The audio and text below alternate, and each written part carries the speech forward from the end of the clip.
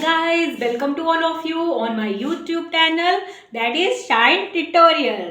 तो कैसे हैं आप सब? होप आप सभी अच्छे होंगे। So guys, हम 12th क्लास का chapter number 8 human health and disease discuss कर रहे हैं, जिसमें हमने डिजीज के बारे में डिस्कस कर लिया है। अब हम इम्यूनिटी वाले सेक्शन पे आते हैं। इम्यूनिटी क्या होती है, उसकी कितनी टाइप्स हैं, ठीक है, तो उनके बारे में आज हम डिस्कस करेंगे। So guys let's start. तो गाइस आज हम इम्यूनिटी के बारे में डिस्कस करेंगे। What is immunity? इम्यूनिटी क्या होती है? इम्यूनिटी क्या है? ये एक डिफेंस सिस्टम है जो हमारी बॉडी को फॉरिजन सब्सटेंसेस से, यानी फॉरिजन सब्सटेंसेस मतलब जो माइक्रो ऑर्गेनिज्म, पैथोजन जिन्हें हम कहते हैं, जो कि डिजीज कोज करते हैं हमारी बॉडी में आकर, ठीक है, तो उनके खिलाफ जो रेजिस्टेंस हमें प्रोवाइड करवाती है, that is our immune system, ठीक है। तो इम्यूनिटी क्या कहलाती है? Is the ability to resist damage from foreign substances. तो ये फॉरिजन सब्सटेंसेस किसे कह रहे हैं? Micro organisms. कौन है ये? Micro organisms and harmful chemicals, ठीक है। हार्मफुल केमिकल, जो ये माइक्रो ऑर्गेनिज्म हमारी बॉडी में टॉक्सिन रिलीज करेगा, that is known as harmful chemicals, ठीक है। तो उन हार्मफुल केमिकल से जो हमें बचाता है, that is called our immunity, ठीक है। तो इम्यूनिटी की जो स्टडी है, दैट इज इम्यूनोलॉजी। और फर्स्ट ऑफ ऑल ये इम्यूनोलॉजी, जो साइंस ऑफ इम्यूनिटी है, ये कब स्टार्ट हुई थी? जब एडवर्ड जेनर ने डिस्कवर की थी vaccination against the small pox, ठीक है। तब ये हमारे पास जो थी इम्यूनोलॉजी स्टार्ट हुई थी। ओके गाइस, अब हम डिस्कस करेंगे टाइप्स ऑफ इम्यूनिटी, ठीक है। इम्यूनिटी कितने टाइप्स की होती है? टाइप्स ऑफ इम्यूनिटी, ठीक है। तो एनसीईआरटी क्या बोलती है कि जो हमारी इम्यूनिटी है वो 2 टाइप्स में होती है, ठीक है। एक वो इम्यूनिटी जब हम पैदा होते हैं, ठीक है, तो बाय बर्थ जो हमें इम्यूनिटी मिलती है, that is called your innate immunity, ठीक है। और हमारे लाइफ टाइम में अगर हमें कोई डिजीज हो जाती है, ठीक है, तो हमारी बॉडी के सेल उसको अपनी मेमोरी में रखते हैं। दोबारा अगर वो अटैक करेगी, ठीक है, तो वो क्या करेंगे? उसके अगेंस्ट जो है वर्क करेंगे, ठीक है। तो वो इम्यूनिटी जो हम अपने लाइफ टाइम में एक्वायर करते हैं, that is known as acquired immunity, ठीक है। तो अगर हम इसमें डिफरेंस देखें तो इन्नेट इम्यूनिटी जो है वो हमें मिलती है बाय बर्थ, ठीक है, और ये एक्वायर होती है through our life time. Okay, second one is कि हमारी जो इन्नेट इम्यूनिटी है वो नॉन स्पेसिफिक होती है। कैसी होती है? Non specific. जबकि एक्वायर्ड इम्यूनिटी जो है वो हमारी स्पेसिफिक टाइप ऑफ इम्यूनिटी होती है। ओके, और इन्नेट इम्यूनिटी में अब जैसे हम बात करें बाय बर्थ, ये हमें मिलती है, ठीक है। इसमें कोई मेमोरी, यानी कौन सी डिजीज होके गई है, ठीक है, तो बाय बर्थ जैसे छोटा बच्चा ना, उसे कुछ याद नहीं रहता, तो ये भी उसे अपनी मेमोरी में याद नहीं रखती है, ठीक है। No memory cell,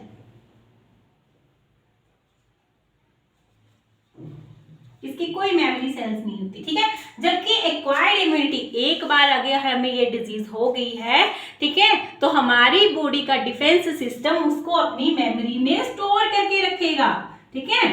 memory cells इसमें प्रेजेंट होते हैं, ठीक है, और ये किसमें होती है? इनवर्टिब्रेट्स में,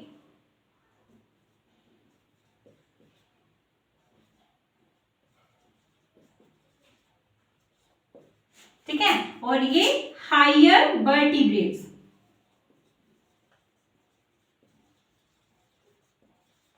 ओके, तो ये था हमारे पास कि टाइप्स ऑफ इम्यूनिटी कैसी होती है। इनेट and acquired type of immunity हमारे में प्रेजेंट होती है।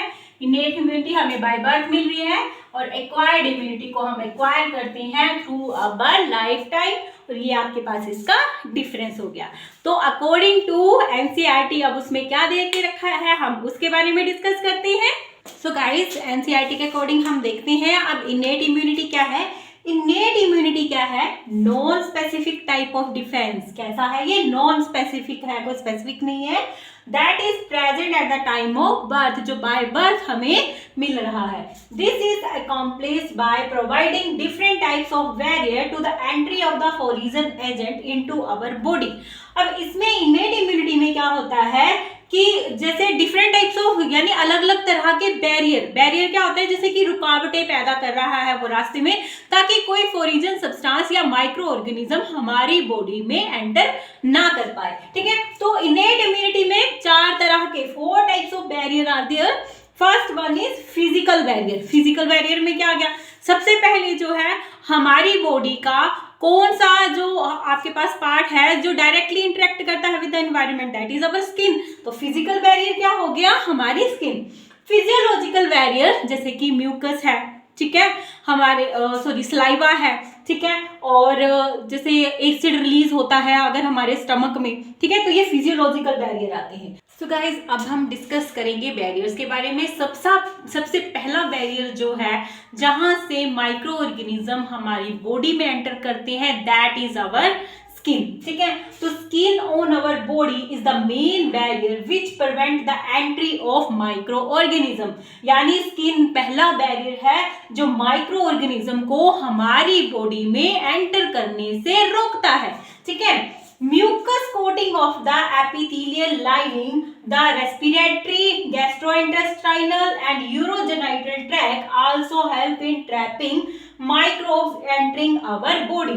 ठीक है, म्यूकस की कोटिंग जो हमारे रेस्पिरेटरी ट्रैक्ट के अंदर प्रेजेंट है, हमारे गैस्ट्रो इंटेस्टाइनल यानी कि स्टमक और इंटेस्टाइन में जो एपिथेलियल लाइनिंग प्रेजेंट है जिसमें म्यूकस प्रेजेंट है, यूरोजेनाइटल पोर्शन में, ठीक है, ये क्या करते हैं? माइक्रोब्स को ट्रैप कर लेते हैं, उनको रोक लेते हैं कि हमारी बॉडी में वो इंफेक्शन कोज ना कर सके। ठीक है, तो जैसे कि किले के बाहर जो है, ठीक है, सिपाही तैयार खड़े होते हैं ना, सेम वैसे ही हमारी जो स्किन और म्यूकस मेम्ब्रेन है ये माइक्रोब्स को हमारी बॉडी में यानी किले में एंटर नहीं करने देते हैं। ठीक है, तो this is known as the physical barrier. Okay, अब सेकंड बैरियर की बात करते हैं। सो गाइज अब second barrier is physiological barrier. Physiological barrier में फर्स्ट ऑफ ऑल आता है एसिड जो कि हमारी स्टमक में रिलीज होता है, दैट इज HCl। ठीक है, तो स्टमक के एनवायरनमेंट को यानी उसकी जो पीएच रेंज होती है एसिड की, जब अगर मान लीजिए खाने में यानी फूड में हमने या वाटर में कोई ऐसा माइक्रो ऑर्गेनिज्म ले लिया है जो डिजीज को कर सकता है, तो जो हमारा स्टमक होता है वो एसिड रिलीज करता है, एसिडिक मीडियम हो जाएगा वहां जाइन का। तो उसमें कई बार कि जो माइक्रो ऑर्गेनिज्म वहां जा रहा है वो उसमें अडॉप्ट नहीं कर पाता, ठीक है, उसकी प्रॉपर ग्रोथ वहां नहीं हो पाती, तो ये एसिडिक मीडियम यानी वो पर्टिकुलर पीएच जो है हमारे स्टमक का वो माइक्रो ऑर्गेनिज्म को डिस्ट्रॉय कर देता है। सेकेंड वन की जो सलाइवा है हमारे माउथ में, जो माइक्रो ऑर्गेनिज्म हमारे बक्कल कैविटी में प्रेजेंट होते हैं, ये इनको वॉश आउट कर देता है। ठीक है, थर्ड वन इज टीयर। तो टीयर में लाइसोसोम्स जो प्रेजेंट होते हैं ये माइक्रो ऑर्गेनिज्म को मार देते हैं, किल कर देते हैं, उनकी ग्रोथ को रोक देते हैं। ठीक है, और कोई अगर इरिटेटिंग सब्सटेंस जो हमारी आंखों में जो है, अगर कोई जैसे मान लीजिए कुछ धूल कचरा जो भी चला जाता है तो वहां पे जो सिक्रीशन होती है हमारी टीयर्स में, ठीक है, राइमल सेक्रीशन, ठीक है, ये जो टीयर से होती है ये क्या करती है कि जैसे ही माइक्रो ऑर्गेनिज्म कोई एंटर करेगा हमारी आईज में, ये उसको वॉश आउट कर देती है, ये किल कर देती है। तो इस तरह से ये फिजिकल बैरियर हेल्प करते हैं ताकि माइक्रो ऑर्गेनिज्म हमारी बॉडी में एंटर ना कर पाए। ओके, तो आइए अब देखते हैं third barrier. Third barrier is cellular barrier. Cellular barrier में क्या होता है, कुछ ऐसे सेल्स जो माइक्रोब्स के एंटर करते ही, यानी बॉडी में जैसे ही वो एंटर करेगा वो उसको इनगल्प कर लेंगे या खा जाएंगे, ठीक है, या फिर उसको डिस्ट्रॉय कर देंगे। तो certain type of leucocytes WBCs of our body like polymorphonuclear leucocyte that is neutrophils and monocyte and natural killer types of lymphocytes in the blood as well as macrophages in the tissue phagocyte and destroy the microorganism. जैसे कि amoeba है, food particle को देखेगा और उसको क्या कर लेगा, इनगल्प कर लेगा अपने अंदर और उसको डाइजेस्ट कर देगा या फिर उसको किल कर देगा, ठीक है, कि माइक्रोब्स को देखते ही वो उसके ऊपर अटैक कर देंगे, ठीक है, कि हाँ ये तो हमें बहुत अच्छा खाना मिल गया, अब हम इसको खा लेंगे, फॉरिजन सब्सटेंस है ये तो, ठीक है। तो इनके बारे में हम डिटेल में स्टडी करते हैं। ओके, आइए डिस्कस करते हैं कि फैगोसाइटिक जो सेल्स होती हैं वो कैसे होते हैं, यानी कैसे इनगल्प कर लेते हैं और इनकी टाइप्स कैसी होती हैं। तो फाइगोसाइटिक सेल्स जो होती हैं वो इंजेस्ट करते हैं इन्वेडिंग माइक्रो ऑर्गेनिज्म, यानी जो माइक्रो ऑर्गेनिज्म बाहर से हमारी बॉडी में एंटर कर रहा है उनको इंजेस्ट कर लेते हैं। Other foreign particle matter in the most cases kill and digest them, और कोई भी फॉरिजन पार्टिकल अगर हमारी बॉडी में एंटर करने की कोशिश करता है तो ये या तो उसको किल कर देते हैं या उसको डाइजेस्ट कर देते हैं। तो फैगोसाइटिक सेल्स जो होते हैं वो मोस्टली दो तरह के होते हैं, दैट इज मैक्रोफेजेस और मोनोसाइट्स और पॉलीमॉर्फोन्यूक्लियर ल्यूकोसाइट, ठीक है। तो बारी बारी हम इन दोनों के बारे में ही डिस्कस करते हैं, ठीक है। मोनोसाइट्स जो होते हैं वो स्पेशल केसेस में ही मैक्रोफेजेस में कन्वर्ट हो जाते हैं, यानी हमारी ब्लड स्ट्रीम में ये मोनोसिटिक फॉर्म में रहते हैं, लेकिन जैसे ही ये टिश्यू में एंटर कर जाएंगे ये मैक्रोफेजेस में कन्वर्ट हो जाते हैं, ठीक है। तो आइए इसमें डिस्कस करते हैं। तो गाइज अकॉर्डिंग टू टिश्यू, यानी किस टिश्यू में जो है मैक्रोफेजेस जो है वो प्रेजेंट हैं, तो उनके नाम क्या क्या है, ठीक है। तो देखिए किडनी में अगर ये प्रेजेंट होती है that is known as intraglomerular mesangial cells इन्हें कहते हैं, और ये अगर रीनल इसमें कोई इंजरी हो जाती है फिब्रोसिस में ये वर्क करती हैं, ठीक है। लंग्स में एल्वोलाइन मैक्रोफेजेस होती हैं, इसमें क्या होता है कि अगर हम इनहेल करते हैं कोई माइक्रो ऑर्गेनिज्म, ठीक है, तो उसकी ये फैगोसाइटिस कर देती हैं, यानी उसको इनगल्प कर जाती हैं, ठीक है। लिम्फ नोड में जो है वो है साइनस हिस्टोसाइट्स, ठीक है। और नेक्स्ट लीवर में कुफ्लर सेल्स हैं, अगर लीवर में कोई एक्यूट यानी कि उसको ग्रो करने में जो है ये हेल्प करती हैं, ठीक है, यानी कि इसमें कोई इंजरी हो जाए, ठीक है, एक्यूट डिजीज अगर हो जाए तो लीवर में जो कुफ्लर सेल्स होती हैं, ठीक है, मैक्रोफेजेस, वो उसको रिकवर करने में हेल्प करती हैं। प्लासेंटा में जो है हॉफवॉर सेल्स होती हैं, ये क्या करते हैं कि मदर से अगर फोइटस के अंदर कोई फॉरिजन सब्सटेंस या माइक्रो ऑर्गेनिज्म अगर जा रहे हैं तो ये उनको इनगल्प कर लेती हैं, ठीक है। स्किन में लैंगरहैंस हैं, ये आपकी मैक्रोफेजेस हैं, ठीक है। तो ये अकॉर्डिंग टू टिश्यू जो मैक्रोफेजेस थी वो हमने स्टडी करी, ठीक है। आइए नेक्स्ट था हमारा PMNL, जिसको हम पॉलीमॉर्फोन्यूक्लियर ल्यूकोसाइट भी कहते हैं, ठीक है। ये क्या करता है, ये फर्स्ट लाइन ऑफ डिफेंस है हमारी बॉडी का, रिमूव करता है सेल डिवरीज को, ठीक है। नेक्स्ट जो एनसीईआरटी के अकॉर्डिंग आपके पास दिया हुआ है phagocyte that is natural killer cells, ये लार्ज ग्रैनुलर लिम्फोसाइट्स होते हैं और ये इनेट इम्यूनिटी के सेल्स होते हैं, ठीक है। क्या करते हैं, ये strong cytolytic function against the physiological stressed cell, जैसे कि ये हो गए ट्यूमर सेल और वायरस इन्फेक्टेड सेल, ठीक है, तो उनके अगेंस्ट ये वर्क करते हैं, ठीक है। अब हम इसका नेक्स्ट सेक्शन देखते हैं, दैट इज साइटोकाइनेस बैरियर, ठीक है। अब आते हैं इनेट सो गाइज अब आते हैं इनेट इम्यूनिटी के लास्ट टॉपिक पे, जो था हमारा साइटोकाइन बैरियर। साइटोकाइन बैरियर में क्या होता है कि अगर सेल्स में कोई जो है वायरस इन्फेक्ट कर गया है तो वो वायरस इन्फेक्टेड सेल एक पर्टिकुलर प्रोटीन प्रोड्यूस करते हैं दैट इज कॉल्ड इंटरफेरोन। इस पे बोर्ड एग्जाम में पक्का क्वेश्चन आता है, व्हाट आर इंटरफेरोन्स, ठीक है।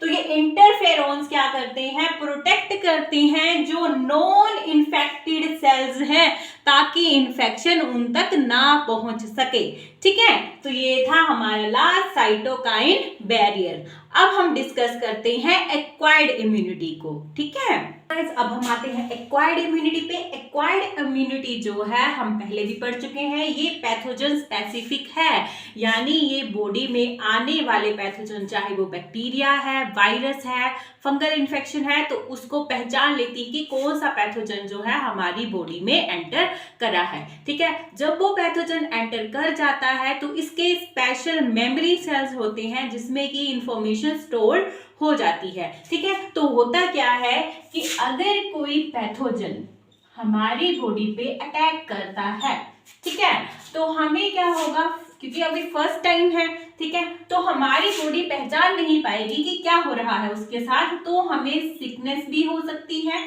ठीक है, या फिर हमें फीवर भी आ सकता है। ठीक है, कुछ भी हो सकता है। अब क्या होगा कि हमारी बॉडी में बी सेल्स और टी सेल्स, ठीक है, B lymphocyte and T lymphocyte cells जो है वो प्रेजेंट होती हैं। ये क्या करेंगे, ये रिलीज करेंगे B memory cells and B plasma cell. ठीक है, तो ये बेटा प्लाज्मा सेल्स जो होते हैं ये एंटीबॉडीज सिक्रीट करते हैं। क्या सिक्रीट करते हैं? Antibodies to fight with the pathogen. ठीक है, और जो टी सेल्स होंगे ये प्रोड्यूस करेंगे टी मेमोरी सेल, ओके, और T killer cell and T helper cells. ठीक है, अब जो ये बॉडी इस पैथोजन के लिए रिस्पॉन्स कर रही है, तो ये जो हमारा रिस्पॉन्स होगा that is called the primary response. क्या कहलाएगा बच्चे? ये प्राइमरी रिस्पॉन्स। ठीक है, अब क्या होगा कि जब ये बॉडी प्राइमरी रिस्पॉन्स करेगी तो जो ये बी मेमोरी सेल्स जो रिलीज हुए थे, सिक्रीट हुए थे, ये अपनी मेमोरी में रख लेंगे कि जब ये पैथोजन अटैक करेगा तो मुझे क्या फंक्शन करना है। ठीक है, तो उसके बाद क्या होगा कि दोबारा से अगर ये पैथोजन हमारी बॉडी पर अटैक करता है तो क्या होगा? क्या हमें फीवर आएगा?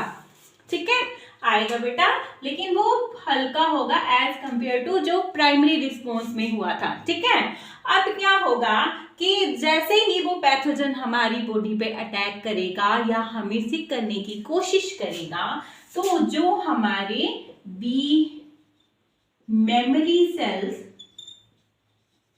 ठीक है, और दूसरे कौन से थे? T memory cell. ठीक है, ये सेल्स क्या करेंगे बच्चे? ये रिलीज करेंगे बी प्लाज्मा सेल, ठीक है, और फिर से बी मेमोरी सेल। ठीक है, और टी मेमोरी सेल्स क्या रिलीज करेंगे? वही T helper cell, T killer cells and T memory cell. ठीक है, फिर से ये प्लाज्मा सेल्स जो है वो एंटीबॉडीज प्रोड्यूस करेंगे। ठीक है, एंटीबॉडी सिक्रीट करेंगे, और फिर से अब जो ये हमारे पास जो रिस्पॉन्स होगा ना बच्चे, ये इमीडिएट रिस्पॉन्स होगा, यानी कि हमारी जो बॉडी के मेमोरी सेल्स है वो जल्दी से उसे पहचान लेंगे कि ये वही है जिसने पहले भी हमारे पर अटैक किया था। ठीक है, तो इस तरह से जब उसकी मेमोरी में ये स्टोर होगा तो ये पैथोजन ज्यादा दिन तक नहीं टिक पाएगा।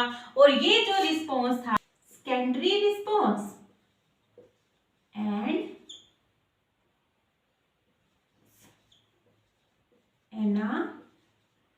एनामनेस्टिक रिस्पॉन्स। ओके बेटा, सो गाइस अब आते हैं हम अपनी एनसीईआरटी पे।